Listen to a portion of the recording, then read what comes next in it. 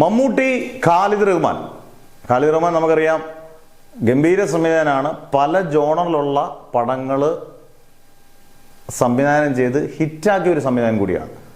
മമ്മൂട്ടിയായിട്ട് ഉണ്ടാന്ന് പറഞ്ഞൊരു അത്യാവശ്യം നല്ലൊരു രസമുള്ള സിനിമയാണ്. എന്ന് പറഞ്ഞാൽ ഭയങ്കര കൊമേഴ്ഷ്യലല്ല, പക്ഷെ നല്ല ഗംഭീരമായിട്ടുള്ള നാച്ചുറൽ സാധനങ്ങളൊക്കെ ഉള്ളൊരു സിനിമയായിരുന്നു ഉണ്ട. ആ സിനിമ ഒരു ഹിറ്റ് ചാർട്ടിൽ വലിയ സൂപ്പർ മെഗാ ഹിറ്റ് ഒന്നും അല്ലെങ്കിൽ നമുക്ക് കണ്ടുകൊണ്ടിരിക്കാവുന്ന ഒരു പടമായി മാറിയ സിനിമയാണ്.